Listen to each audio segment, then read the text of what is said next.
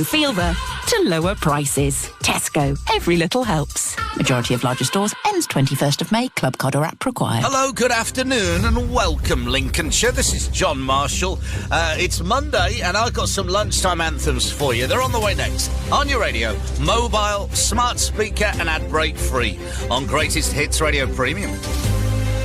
Across Lincolnshire. This is Greatest Hits Radio.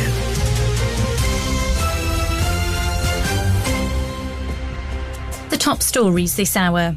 A report found the infected blood scandal could largely have been avoided and there was a cover-up to hide the truth. A 5-year inquiry into what's being called the biggest treatment disaster in NHS history has uncovered a catalogue of failures which had catastrophic consequences.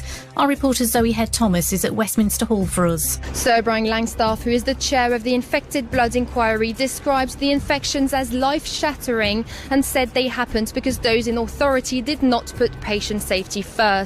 The report has several findings, one being that transfusions were frequently given in situations where they were not clinically needed, and that research was carried out on patients with bleeding disorders, including children, without telling them or their parents beforehand.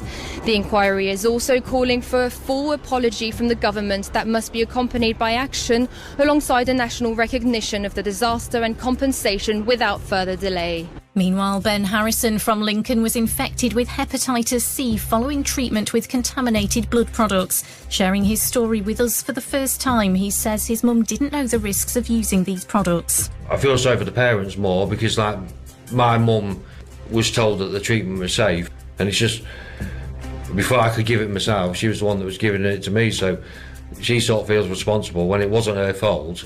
In other news, a woman who murdered her disabled mother-in-law in Newark by setting fire to her bed has been given a life sentence. 77-year-old Elizabeth Van Plu died from burns and smoke inhalation after a fire at her bungalow in 2021. Her 44-year-old daughter-in-law Karen Van Plu's been told she'll have to serve a minimum of 32 years before she's eligible for parole.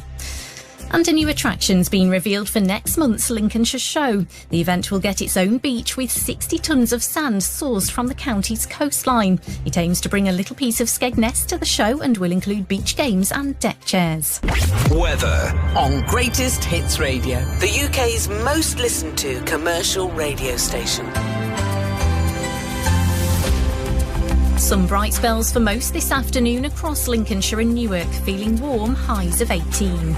That's the latest. I'm Julie Caston.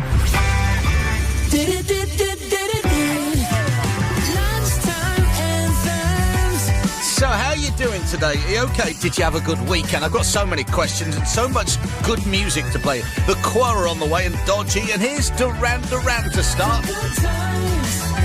sound like this.